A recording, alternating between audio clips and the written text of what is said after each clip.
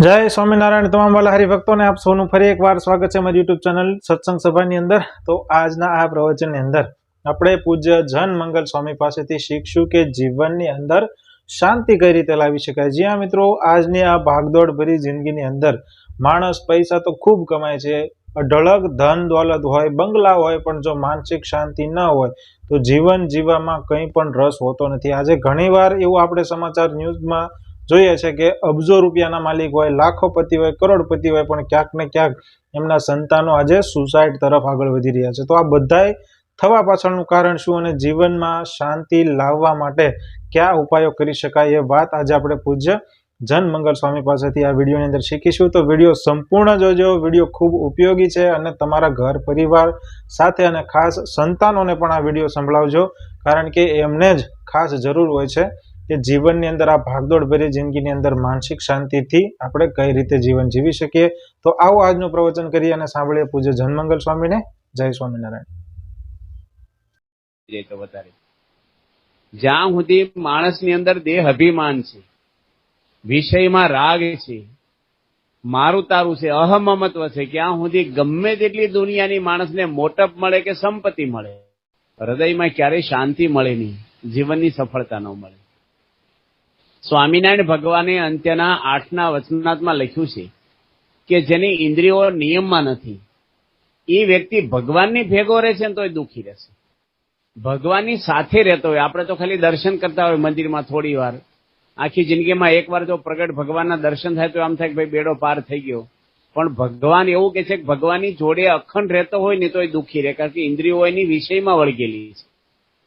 સ્વામિનારાયણ ભગવાને પોતે અંત્યના 38ના વચનાત્મા વાત કરી છે કે જે વ્યક્તિની અંદર દ્રવ્યને વિશે લોભ છે, દેહ અભિમાન છે, સ્ત્રીને વિશે બેઠા બેઠાની વાસના છે, રસાસ્વાદ છે, કુસંગીમાં એક છે અને સંબંધીમાં એક છે, આ 6 વાના જેને છે એને જીવતા કે મરીને ક્યારેય શાંતિ નહીં મળે।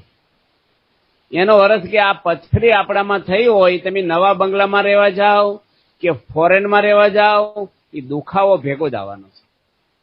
સત્તા મળે પણ જ્યાં સુધી માણસની અંદર આ માન છે, કામ છે, ક્રોધ છે, રસાસ્વાદ છે, અભિમાન છે, ત્યાં સુધી માણસ ગમે તે પોસ્ટ ઉપર જાય કે ગમે તે મેળવે પણ અંદરની શાંતિ એ એને ક્યારેય ન મળે। સ્વામિનારાયણ ભગવાને મધ્યના 51ના વચનાત્મા લખ્યું છે કે જ્યાં સુધી આ જીવને ગુણનો સંબંધ છે, ક્યાં સુધી કોઈ જીવ સુખી ક્યારેય નહીં થાય।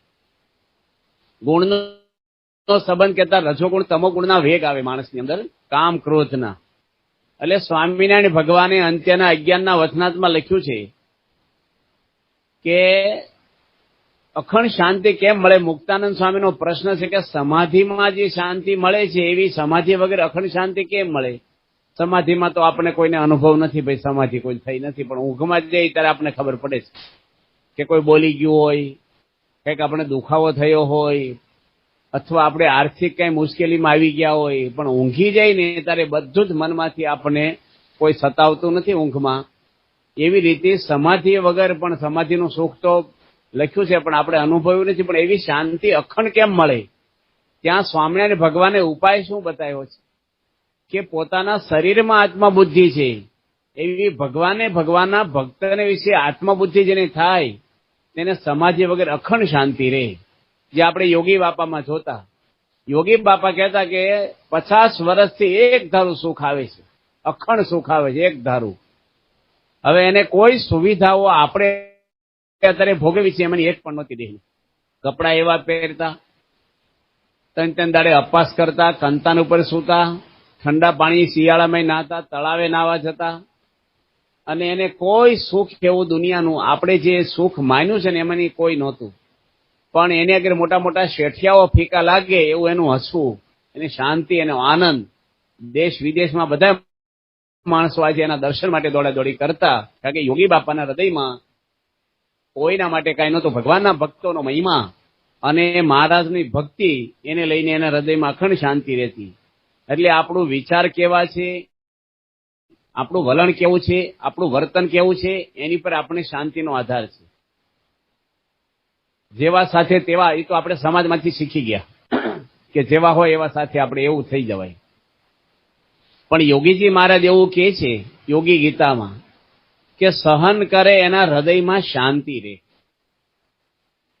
આપણે સમાજમાં કેવું હોય એને સામે સંભળાઈ દઉં તારે મને શાંતિ થશે. બાપા કે સહન કરે એને શાંતિના ફુવારા છૂટે એવું લખ્યું છે. આજે અમે સંભળાવી દેવું નહીં, શાંતિ તમોગુણી શાંતિ છે, તામસ શાંતિ છે, ઓરિજિનલ શાંતિ નથી. સહન કરવું, જેની જેની સહન કર્યું છે એને ક્યારેય વિક્ષેપ નથી થયો. યોગીજી મહારાજ પોતે આખી જિંદગી સહન કર્યું છે. શું સહન કરવાનું છે? સંજોગો સહન કરવાના છે. નિષ્ફળતા મળી આપણને, અપમાન સહન કરવાનું છે, આપણું ધાર્યું ન છું એ પણ સહન કરવાનું છે, અને હામાં માણસના સ્વભાવ સહન કરવાના છે. આપણે સમૂહમાં રહીએ છીએ, એકલા જંગલમાં નથી રહેતા. સમૂહમાં રહીએ એટલે એકાબીજીની પ્રકૃતિ, સ્વભાવ કંઈક આપણને દેખાય અને એ આપણે જયારે ચલાવી લેવું, થોડું નમી દેવું, એ તો આપણી શાંતિ રહે. પણ પ્રકૃતિ સામે આપણી પ્રકૃતિ બહાર આવે એટલે પેલાની શાંતિ નહીં, આપણની શાંતિ નહીં. પ્રમુખ સ્વામી મહારાજ એક સભામાં વાત કરી હતી કે બધાને સહન કરવું તો શાંતિ રહે. તો એક ભાઈ ઉભા થઈને બોલ્યા કે ક્યાં સુધી સહન કરવાનું? બાપા કે વધારે નથી કરવાનું, આપણે જીવી ક્યાં સુધી કરવાનું છે. બે વસ્તુ છે, સહન કરો કે ઝઘડો કરો, ત્રીજો કોઈ રસ્તો નથી. એમાં આપણે શાંતિ શામાંથી મળે? સહન કરવાથી જ મળે. આપણા ઘરમાં ઉંદર મરી ગયો હોય, જો આપણું માથું ફાટ્યા કરે, ગંધ આવ્યા કરે, અને બહાર નો નાખો ક્યાં સુધી આપણે એની ગંધ આવ્યા જ કરે. પણ એને પકડીને બહાર ફેંકી દો તો ગંધ ના આવે. કોઈ આપણે બોલી ગયું, કહી ગયું, અથવા કોઈ ધોલ મારી દીધી. હવે ધોલ મારી દે તો આપણે 5 મિનિટ છસરે કે 10 મિનિટ છસરે, પણ ધીરે ધીરે આપણે દુખાવો બંધ થઈ જાય. પણ આપણે ધોલ મારી બીજાને કે કરીએ કાયમ માટે તો અઠવાડિયા સુધી શાંતિ ન રહે આપણે. પણ એને ભૂલી જવું જોઈએ. આપણે આમ તો શાસ્ત્રમાં લખ્યું આપણું ખરાબ કરે ને એનું સારું કરવું. દુઃખ તો આવવાના દરેકને. ગુણાતીતાનંદ સ્વામી પોતે લખ્યું છે કે આ લોકમાં ભગવાનને દુઃખ આવ્યા છે. ભગવાન તો હવનું ભલું કરવા આવ્યા છે, તથાય ભગવાન રામને દુઃખ આવ્યા, સીતા માતાને દુઃખ આવ્યા, કૃષ્ણ પરમાત્માને દુઃખ આવ્યા છે, સ્વામિનારાયણ ભગવાનને દુઃખ આવ્યા છે. દુઃખ તો દરેકના લોકમાં આવે ને આવે છે. પણ દુઃખ જો સહન કરીએ ને આપણે તો ભગવાન તો મદદ કરે, પણ ધીરે ધીરે આપણને શાંતિ રહે અને દુઃખમાં આપણે લેવાય ના છીએ. સમૂહમાં રહીએ એટલે પ્રશ્ન તો નાના મોટા આવવાના છે.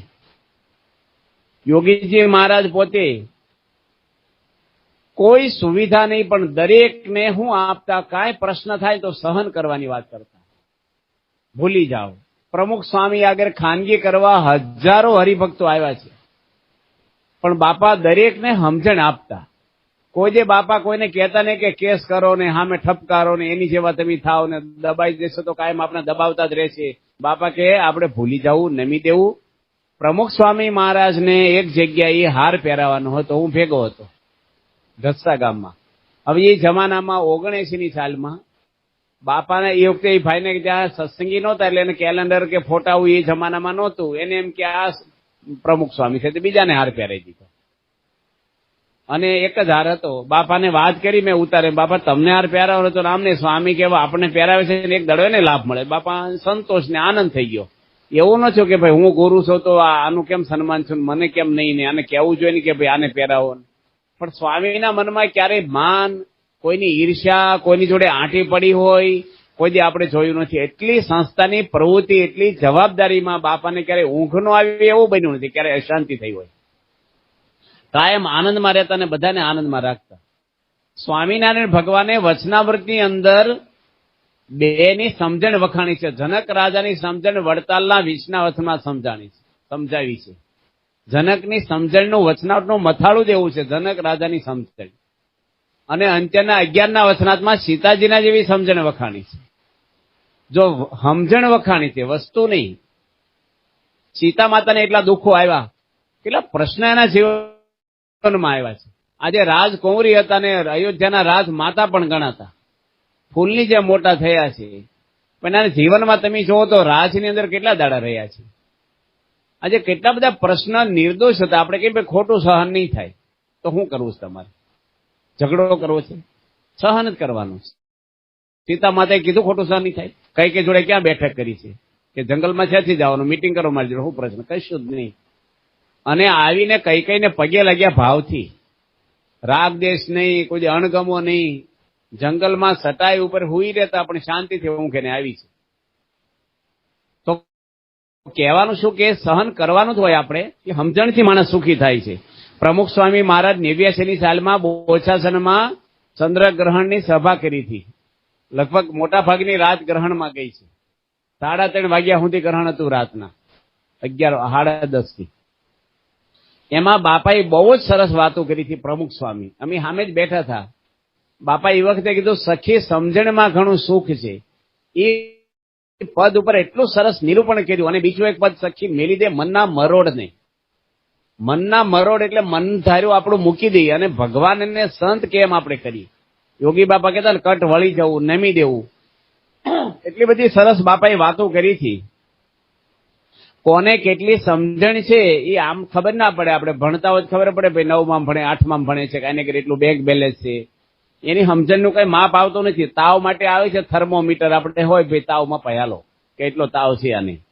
અને હવા માટે બેરોમીટર આવે છે, દૂધ માટે લેક્ટોમીટર આવે છે. પણ હવે સમજણમાં મહારાજે વચનાત્મા લખ્યું છે અંત્યના પ્રથમના 74માં કે સમજણ છે ને માણસની આપતકાળે કળાય. આમ ભણતા જ હોય પણ પરીક્ષા આવે ને ત્યારે પેપર લખવામાં સમજણ પડે કે આપણે કેવી તૈયારી કરી છે.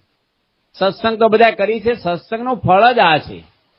આ સત્સંગનો લાભ શું છે કે સત્પુરુષના ગુણ આપણામાં આવે અને સારા ગુણ આવે એટલે માણસ સુખી થાય, દુર્ગુણ આવે એટલે માણસ દુઃખી થાય. કોઈ પણ ધર્મની વ્યક્તિ હોય, કોઈ પણ જ્ઞાતિની વ્યક્તિ હોય, જ્યાં સુધી આપણી અંદર માયાનો કચરો છે, મારું તારું, ઈર્ષા, રાગ દ્વેષ, ક્રોધ, ભેદભાવ, પક્ષપાત, ત્યાં સુધી માણસના હૃદયમાં જોઈએ એવી શાંતિ મળે નહીં. અને આવ્યા જ કરે આવેગ. કોઈનો અપરાધ થઈ જાય ગુણના વેગને લઈને, કોઈનો દ્રોહ થઈ જાય, કોઈ ભગવાનના ભક્તનો અપરાધ થઈ જાય તો જીવનું ભૂંડું થઈ જાય. એટલે મહારાજ પોતે કહે છે આપણે સહન કરવું, નમી દેવું. અને સારી રીતે આપણે જો નમીને રહીએ તો આપણે બધાને શાંતિનો અનુભવ અંદરથી થાય જ. પરીક્ષિત રાજા હતા અને પરીક્ષિત રાજાને જયારે વિક્ષેપ થયો, માનને લઈને વિક્ષેપ થયો, એક ઋષિનું અપમાન કર્યું, મરેલો સર્પ નાખ્યો ગળામાં સમીક ઋષિના, અને એમના શિષ્ય શ્રાપ આપ્યો. 7 દાડામાં એનું મૃત્યુ થાય. આખા ભારતના રાજા અને અર્જુનના દીકરાના દીકરા હતા પરીક્ષિત રાજા, અભિમન્યુના દીકરા. પણ જો વિક્ષેપ પામી ગયા, અશાંતિ થઈ ગઈ. એક માન ઋષિ ધ્યાનમાં હતા, એને ખબર ના રહી કે રાજા આવ્યા છે. અને એને શું કે ઋષિ ઢોંગ કરીને બેઠા છે, એને મરેલો સર્પ એના ગળામાં નાખ્યો. ઋષિને તો પણ ખબર નથી. પણ એને લઈને એને આગળ હજારો સૈનિકો હતા, રાજમહેલ હતા, સત્તા આખા ભારતની હતી. કોઈ વસ્તુ એને શાંતિ ન આપી હતી. એટલું મેળવા છતાંય માણસને અશાંતિ થાય. એના કારણ શું છે કે એને માનને લઈને ગુસ્સો આવ્યો. પણ જે વ્યક્તિ આગળ એક પર્ણકુટી કહેતા ઝોપડી પણ નથી, એક પૈસો નથી, અરે શરીર ઉપર એક કપડું પહેર્યું નથી. સુખદેવજી 16 વર્ષની ઉંમરે એમનેમ આવેલા છે અને પરીક્ષિત રાજાને કથા સંભળાવી અને શાંતિ અપાવી. બધી એના રાજ ને રાણીઓને એના દીકરાઓ કોઈ શાંતિ ન આપે, એ સુખદેવજી એને શાંતિ આપી. તો કોઈ પણ વ્યક્તિને અશાંતિ થાય, માણસ શું કરે છે, અશાંતિ થાય, ટેન્શન થાય એટલે ટીવી જોવે, ફિલ્મો જોવે, કંઈક બીજું કરે, કંઈક દારૂ પીવે, કંઈક વ્યસનો કરે. હવે ઘરે આગ લાગી હોય ત્યારે કેરોસીનનો બંબો બોલાવે કે પાણીનો બોલાવે. કોઈ પણ માણસ હોય, દુઃખ આવે ને ત્યારે ભગવાનનું ભજન કરવું, પ્રાર્થના કરવી જોઈએ, સત્સંગમાં બેસી ધર્મગ્રંથનું વાંચન કરીએ, એમાંથી આપણને શાંતિ મળે છે. પણ માણસ આજે વ્યસનથી, હું એકવાર પારાયણ કરવા ગયો હતો, પૂનામાં ગયો હતો, અને એક વ્યક્તિને આવ્યા અને બિલ્ડર હતા અને એની જોડે એક એન્જિનિયર આવેલા, અને એન્જિનિયરે મને વાત કરી કે સ્વામી આ બિલ્ડર છે ને થોડું વ્યસન કરે છે પીવાનું, તો તમે એને વાત કરો. હવે એ તો બહુ સત્સંગમાં નહોતા ને આપણે બહુ એને પરિચય નહીં કોઈ દે. આ તો જાહેર પારણ હતી એટલે આવ્યા છે સાંભળવા. અને બીજા પેલા એન્જિનિયર એટલે કીધું કે અમારા મિત્ર છે, દૂરના હગા છે, તો તમે એને વાત કરો. એટલે મેં આપણે એકદમ વ્યસન છોડાવવું મોટા માણસને અઘરું પડે, સામાન્ય થોડીક બીજી રીતે વાત કરવી પડે. ને પછી ધીરે ધીરે કીધું કે ભાઈ આ ભાઈ કે છે સાચી વાત છે. આપણે બધી વાત કર્યા પછી ભાઈ કે મેં તો 2 મહિને છોડી દીધું, તો આપણે શું ખોટું? તો એ કે ના સાચી વાત છે, હું પીવું છું. એ કે મેં કીધું તમારી ઉંમર કેટલી છે? સર કે મારી ઉંમર છે ને 52 વર્ષ છે. મેં કેટલા વર્ષથી પીવો છે? એ કે 2 વર્ષથી. ને 50 વર્ષ પછી હું વિટામિન ખૂટ્યા તમને? તારે મને કે તમને સમજ ના પડે. મેં કીધું તમે પાડો અમને. તારે કે મને ટેન્શન હોય ધંધાનું અને પીવું ને તો ટેન્શન ઓછું થાય. મેં તમે પીધું એમાં ઘરમાં કોઈને ટેન્શન થયું? એ કે મારી વાઈફને થયું. તો મેં કીધું તમે એવું માનો છો કે ટેન્શન ન હોય એને પીવું જોઈએ, તો એને પીવડાવવાનું. બે પીવો એટલે કોને ટેન્શન થાય? કે દીકરા દીકરી. મેં આખું ઘર પીવો એટલે બાજુવાળાને ટેન્શન. બધા પીવા મળો. પીવાથી કોઈ જે ટેન્શન નથી થતું દૂર સમજણથી થાય છે, ભગવાનના આશીર્વાદથી થાય છે. માણસ પોતે જીવનમાં જ્યારે ભગવાનના આપેલા કાયદા લોપે છે ને એટલે એને અશાંતિ થાય છે. જો ભગવાને આપેલા નિયમમાં જનક રાજા રાજ કરતા હતા, કોઈ અશાંતિ નથી થઈ. પ્રમુખ સ્વામી મહારાજ અવડી મોટી બીએપીએસ સંસ્થા કેટલા દેશોમાં પથરાણેલી, એનું સંચાલન હજારો લાખો હરિભક્તોનું પણ કરતા. વ્યવહાર, પત્ર વ્યવહાર, સુખ દુઃખ, મંદિરોના આ બધા પ્રવૃત્તિ હાલતી. પણ બાપા પોતે માગવાની આજ્ઞા ક્યારેય લોપી નથી પ્રમુખ સ્વામી મહારાજ. તો એને અખંડ શાંતિ એને તો રહી છે, પણ એના દર્શનથી હજારો લાખો માણસોને શાંતિ મળતી. આપણે ઘરની અંદર આર્થિક વ્યવહાર વધારવા ઘણા બધા પ્રયત્ન કરીએ છીએ, અને આપણા મનમાં એવું છે કે આપણા દીકરા દીકરીઓને આપણે મકાન કરી દઈએ, ગાડી લાવી દઈએ, સારો મોબાઈલ લાવી દઈએ, સારું મેનુ આપી દઈએ, સારા કપડા આપી દઈએ, જમીનો આપી દઈએ. પણ સાથે સાથે બધું દેવાની જરૂર છે, પણ સમજણ પણ દેવી પડે, એનું ઘડતર કરવું પડે. કારણ કે સમાજમાં રહે છે, કાલે સવારે પરિવાર હાથે અથવા કોઈ પણ સાસરે જાય, નાના મોટા પ્રશ્ન આવે એ વખતે સહન કરવું, નમી દેવું. હવે એ પૈસા એ વખતે ન કામ આપે. આપણે કોઈ 2-3 મોટી ગાળ્યું દઈ ગયો અને કિલો દાગીના પહેરો તોય શાંતિ ન થાય. બોલો, એ સમજણ હોય તો શાંતિ થાય. બુદ્ધ ભગવાનને ગાળ્યું દીધી, કોઈ કીધું તમને ગાળ્યું દીધી કે ભલે દીધી, મેં લીધી જ નથી. દુઃખ તો દરેકને આવે. નદી પાર કરવી હોય ને પુલ તૂટી ગયો હોય, તમારી મર્સિડીઝ ગાડી હોય તોય ન જવાય. એ પછારીપાના લાકડાના પાટિયા હોય ને એ બાંધીને તમે પકડીને તરાપો કરીને જતા રહ્યો. આ લોકની કોઈ વસ્તુ માણસને શાંતિ નથી આપતી. આધ્યાત્મિક માર્ગમાંથી માણસ આગા પાછા થાય છે. માણસને આજે બધું તો જોયું ને હરિભક્તો, અહીંયાથી આપણે હજી આગળ પ્રવચન વધારશું, પણ અહીંયા માત્ર ને માત્ર અત્યારે સુધી જે આપણે પ્રવચન સાંભળ્યું એનો એક આપણે સમરી એટલે કે સારાંશ જોઈ લઈએ. પૂજ્ય જનમંગલ સ્વામી આપણને જીવન જીવતા શીખવે છે, નહીં કે જીવન માણતા. આજે અત્યાર સુધીના જે પ્રવચનની અંદર આપણે શીખ્યા કે જીવનમાં શાંતિની એટલી જ જરૂરી છે જેટલી જરૂરી આપણને જીવનમાં પૈસાની જરૂર છે. તો આ બધી વાત આજે આ પ્રવચનની અંદર શીખ્યા, અને આગળ હજી આપણે જીવનને એક સર્વશ્રેષ્ઠ કઈ રીતે બનાવી શકાય, ડગલે ને પગલે આપણને સફળતા કઈ રીતે મળે, અને સામાજિક જીવનની અંદર આપણને નામના કઈ રીતે મળે, એ વાત આપણે આગળ સાંભળશું. તો વિડીયો સંપૂર્ણ જોજો, અને ખાસ એક ચેનલને સબસ્ક્રાઇબ કરજો, વિડીયો લાઇક કરજો, અને નીચે જય સ્વામિનારાયણની કમેન્ટ અવશ્ય કરજો. તો આવો આ પ્રવચનને આપણે આગળ વધારીએ. જય સ્વામિનારાયણ. વાતાવરણ થાય.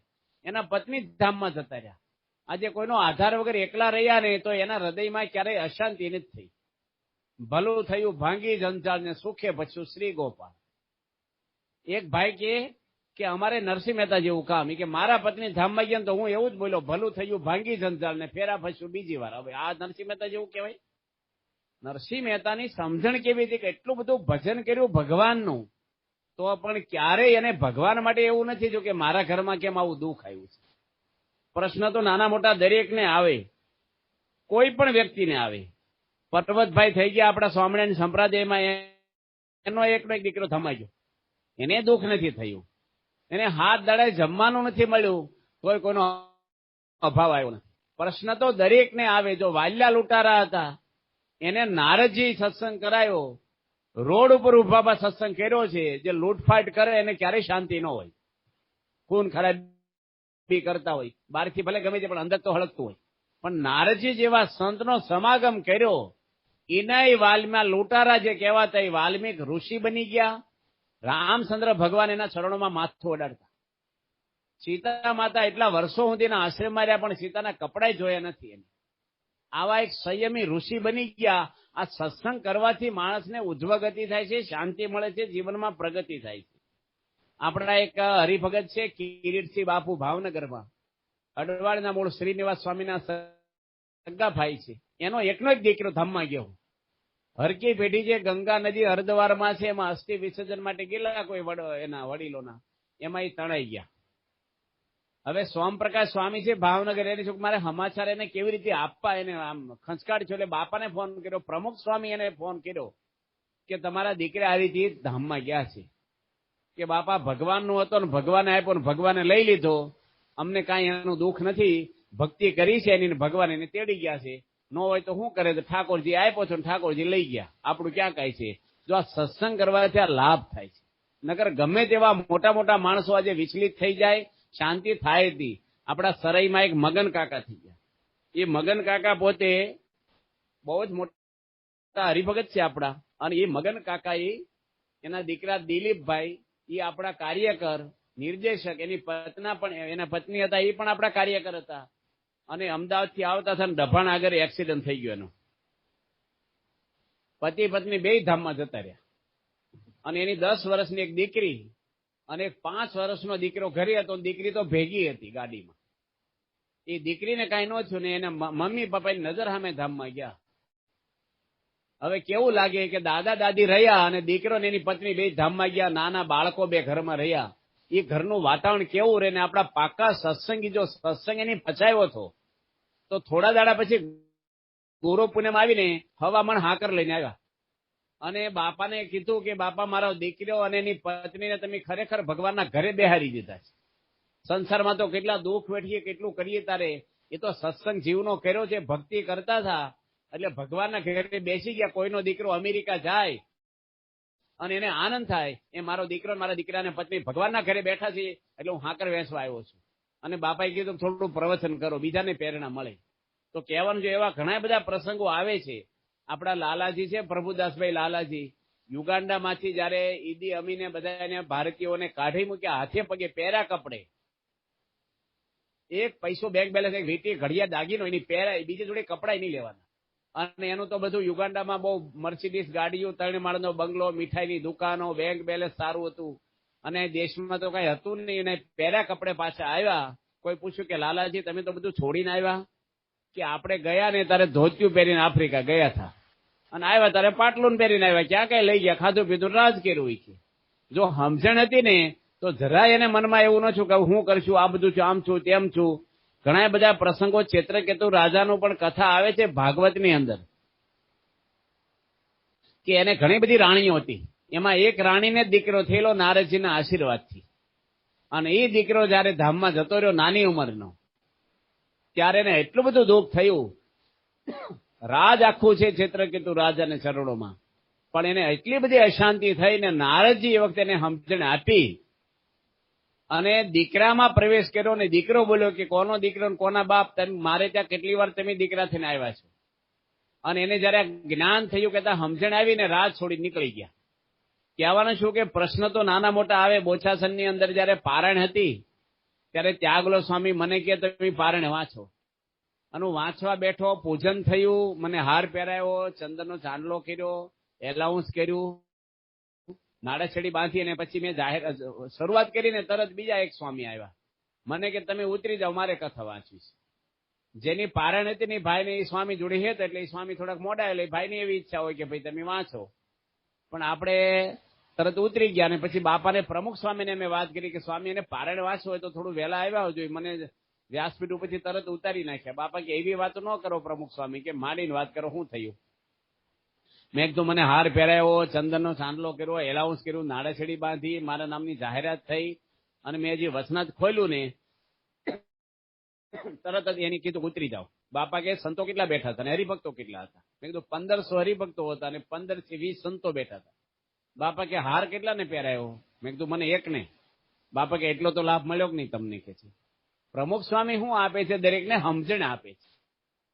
કોઈનો અભાવ નો આવે, કોઈનો અવગુણ નો આવે. તમે લોકો પરિવારમાં ભેગા રહ્યો છો તો નાના મોટા પ્રશ્ન તો બનવાના જ છે ઘરમાં. દરેકની સમજણ અલગ હોય, એજ્યુકેશન અલગ હોય, ઉંમર અલગ હોય. એટલે એને લઈને નાના મોટા પ્રશ્ન, ઉંમરવાળાના પ્રશ્ન જુદા હોય, બાળકોના જુદા હોય, યુવાનના જુદા હોય. એટલે એને લઈને માણસ ને પછી ગુસ્સો કરે. ગુસ્સો શું કામ કરે? ઓછું નથી સાંભળતા, પણ હામાને દબાવવા માંગે છે. ઘરમાં કોઈ પગારદાર નથી. જોવો, ઘર છે ને તમે પૈસાથી બદલી શકશો, ફર્નિચર બદલી શકશો, પરિવારને નહીં બદલી શકો. એની જોડે આપણે જેની જોડે રહેવાનું છે, તમારા હગાવાલા પછી, મિત્રો પછી, સમાજ પછી, પહેલા તમારો પરિવારના સભ્યો, જેની જોડે તમારે જીવન પૂરું કરવાનું છે. અને તમારી પત્ની હોય કે પતિ હોય, એકાબીજીને સમજી શકે ને તો વાંધો ના આવે. આજે તમારી પત્ની છે, પરિવાર છોડીને આવ્યા છે, એ ક્યાં પગાર લે છે? એને મામા, માસી, બેન, ભાઈ, મા બાપ કોઈ નથી. એનું દહ્યું હળવું કોની આગળ કરે, દુઃખ કોની આગળ કરે? કોઈ પણની સાસુનો સ્વભાવ એવો હોય ત્યારે એના પતિને એની પત્ની પર બહુ જ લાગણી રાખવી પડે, તો એનું બેલેન્સ રહે. ઉંમરવાળા હોય એને મનમાં થાય કે ભાઈ હું કહું એમ કરે.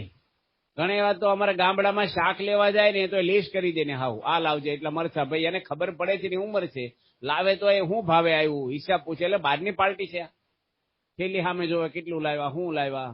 જો ઘરમાં પોતાની દીકરી મનાઈ ગઈ હોય ને તો માની જેમ જ રાખે આપણને.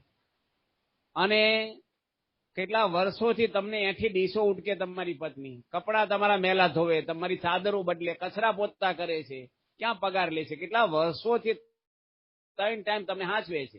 અને કોઈ મની પત્ની હોય એને એવો વિચારવું જોઈએ કે મારો પતિ છે, આજે કમાય છે, નોકરી કે દુકાન ચલાવે, કેટલું ટેન્શન હોય છે ને કેટલા પ્રશ્ન હોય છે, કેટલા માણસ જોડે વહીવટ કરવાનો હોય ને, કમાઈને લાવે છે તો મારે એને પ્રેમથી બોલાવવા, હરીથી જમાડવા, એને ઈચ્છા પૂરી કરવી, અનુકૂળતા પડવાને કરવું. એકાબીજી જો સમજી શકે ને તો વાંધો ન આવે. મારી બાજુથી 9 વંશાય, તમારી બાજુથી 6 વંશાય, કોઈ ઘરમાં બગાડ કરવા આવ્યું નથી. પણ એકાબીજીને પરિવારમાં હળી મળીને રહે. એક પરિવાર એક સિટીમાં રહે તો ઘણો મોટો ધંધો, બધો કરોડોનો બિઝનેસ. અને ભાઈઓમાં વિખવાદ થયો અને મનદુખ થયું, એને લઈને બહેનોમાં પણ એની અસર થઈ. ઘણા બધાને સલાહ લીધી પણ પ્રશ્ન સોલ્વ ન થયો. પ્રમુખ સ્વામી મહારાજ સારંગપુરમાં બિરાજમાન હતા ને એ વખતે ત્યાં ગયા અને સ્વામીને વાત કરી, સ્વામી આ પ્રશ્ન એક બહુ મોટો અમને સતાવે છે ને એને લઈને ધંધો અમારો 50% થઈ ગયો છે ને ભાઈઓમાં અમારે બોલવાનો સંબંધ રહ્યો નથી. સ્વામી એને 2 જ શબ્દ કીધા કે તમારા ભાઈની તમે માફી માંગી લો. કે મારો કઈ વાંક છે? સ્વામી કે માફી માંગવામાં કઈ નાના થઈ જવાના, આપણા ભાઈ છે મોટા, એમાં હું તમને વિટામિન ખૂટી જાય છે. બાપા કે હું માફી માંગી લઉં લો, અને તમે આજ્ઞા પાળો, એટલું ભગવાનને સંભાળીને કરો, અમે પ્રાર્થના કરશું, બધું સરસ થઈ જશે. એ વખતે એના ભાઈ હોસ્પિટલમાં હતા ને આ ભાઈ ડાયરેક્ટ સારંગપુરથી ત્યાં હોસ્પિટલમાં ગયા એ સિટીમાં અને પગે લાગ્યા અને કીધું મને માફ કરજો. એનો ભાઈ રડી પડ્યો અને બસમાં લઈને ભેટે પડ્યો કે તું મારો નાનો ભાઈ છે, વાંક મારો છે, તારો નથી. દૂધપાકમાં થોડુંક કેસર નાખી ફ્લેવર બદલાઈ જાય.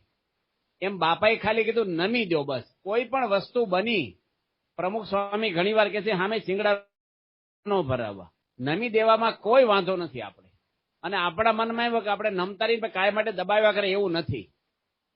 ભગતજી મહારાજ આખી જિંદગી નમીન રહ્યા છે. એના તિરસ્કાર ને અપમાનો થયા છે ને એટલે તો કોઈના વિમુખ કરી નાખ્યા સત્સંગમાંથી. અને ઘણા સમય સુધી ઝેર આપ્યું, માર માર્યો, પણ આજે એ જ ભગતજી મહારાજ દુનિયામાં પૂજાય છે. કેટલા દેશોમાં એની પૂજાઓ થાય છે ને એની પ્રેરણાઓ જીવન ક્ષેત્રમાંથી લાખો માણસો લે છે.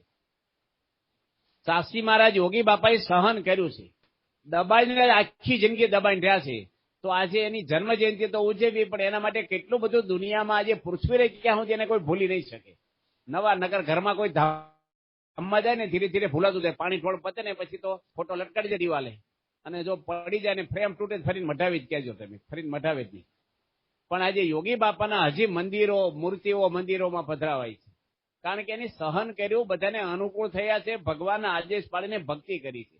તુકારામને મહારાષ્ટ્રમાં જાવ, આખું મહારાષ્ટ્રને ભગવાનની જેમ તુકારામનું ભજન કરે છે.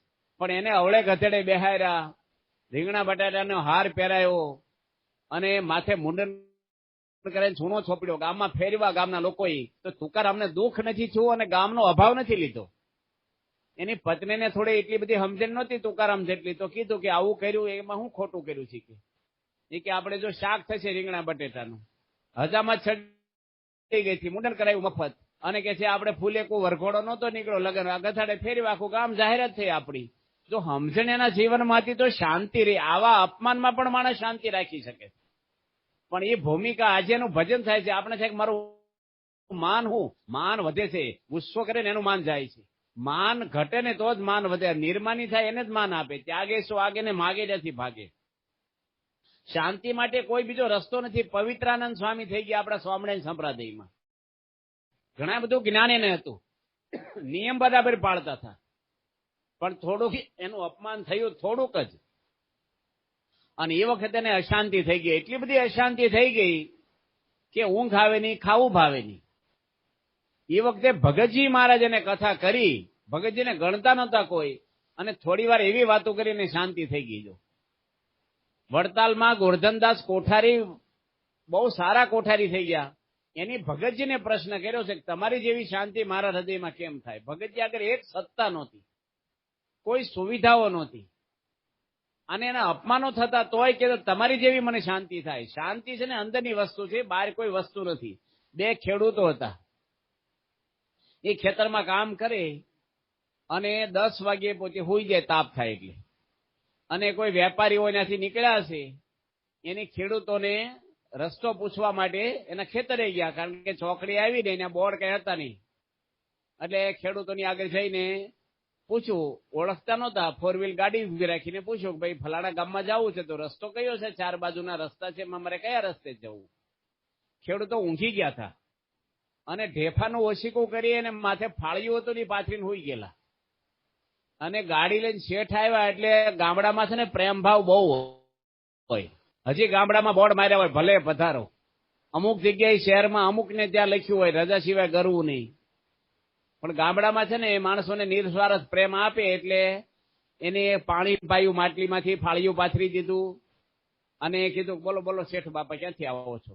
કે શેઠને પ્રશ્ન રસ્તા નો હતો, પૂછ્યું હું કેમ હોઈ ગયા છો અત્યારમાં 10 વાગ્યામાં, બીમાર છો કે ના? ભાઈ 2 કલાક ખેતી કરી પછી આરામ કરી. કે જમીન કેટલી? જમીન તો બહુ છે અમારે, પાણી ખૂટતું નથી.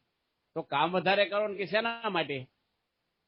કે વધારે કામ કરો ને તો પૈસા વધારે મળે. કે પછી શું કરવાનું? કે પછી બંગલા બાંધો, ગાડી લો, પછી શાંતિથી આરામ થાય.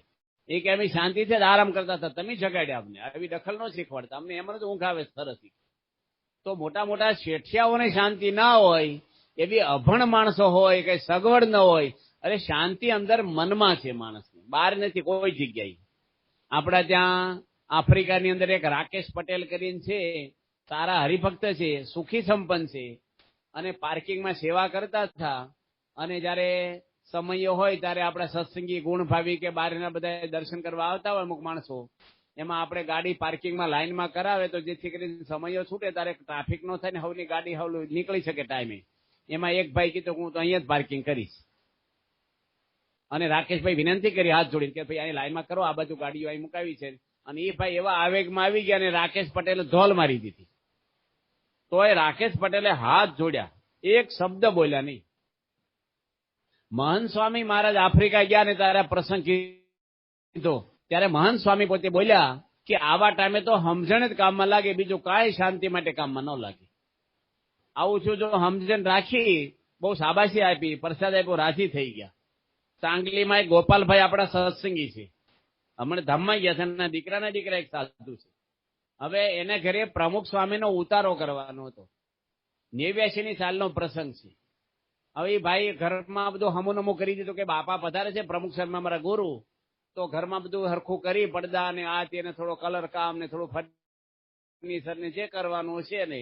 અને પછી છેલ્લી ઘડી બાપાનો ઉતરાવ બદલાઈ ગયો. બીજા એક ભાઈ હતા બહારના પરોક્ષના, એની બહુ ઈચ્છા હતી કે પ્રમુખ સ્વામીનો લાભ તો સત્સંગીઓ બધા લો છો પણ મને આપો તમે, મારે નવા મકાન છે, મારી બહુ ભાવના છે. અને પ્રસાદીનું થઈ જાય તે પ્રમુખ સ્વામી એના ઘરે પછી ગોઠવું કાર્ય કરવું. હવે આ ભાઈ એટલો બધો ખર્ચો કર્યો, હગાવાલાને વાત કરેલી કે ભાઈ અમારા ઘરે પ્રમુખ સ્વામી આવવાના છે ગોપાલભાઈ, અને ઉતારો બદલાઈ ગયો છેલ્લી ઘડી. સ્વામીજી જમતા હતા ત્યારે વાત કરી કે સ્વામી આ ગોપાલભાઈને ઘરે ઉતારો તો ફેરફાર કર્યો આપણે. સ્વામી કે આપણે એને ઘરે પગલા કરી આવી.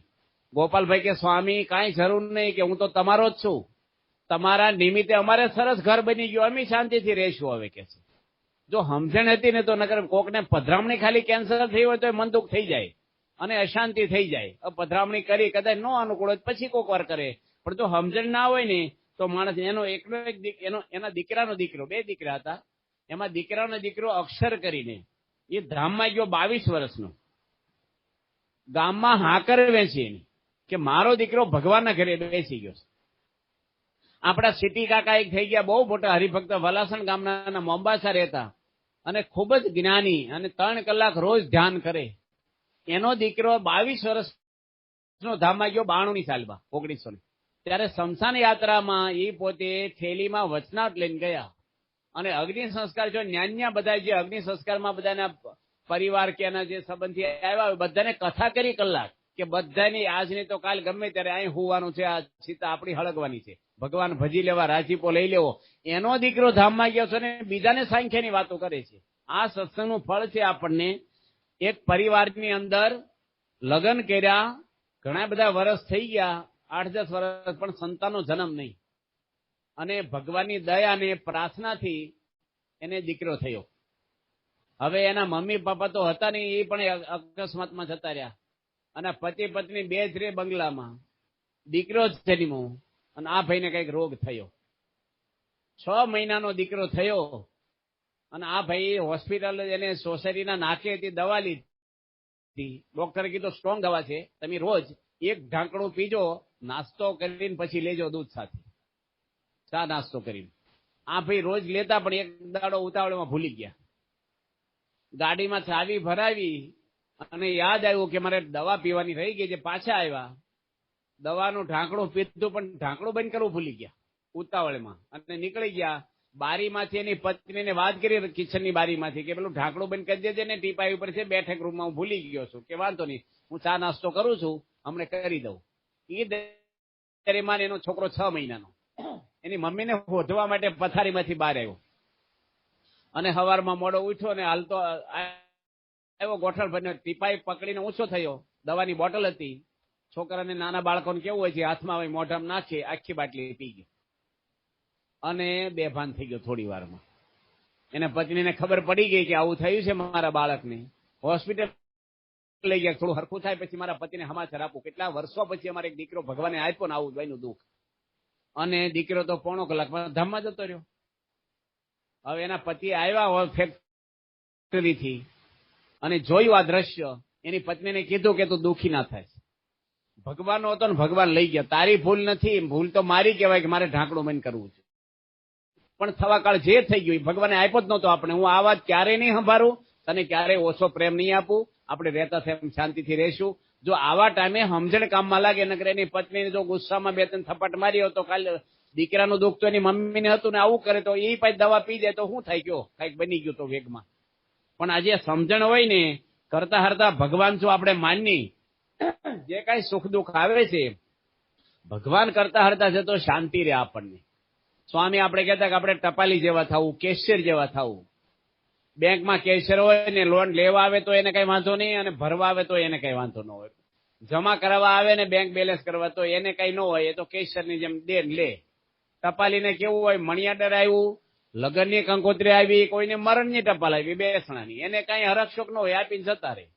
એમ આપણે ભગવાન જે રીતે રાખે, સુખ આવે દુઃખ આવે, મારી મરજી વિના રે, કોઈથી તરણું ન તોડે તો શાંતિ રે. મહારાજે અંત્યના હાથના વચનાત્મા લખ્યું છે કે ભગવાનના સંત સિવાય દુનિયામાં કાંઈ સુખદાય વસ્તુ નથી.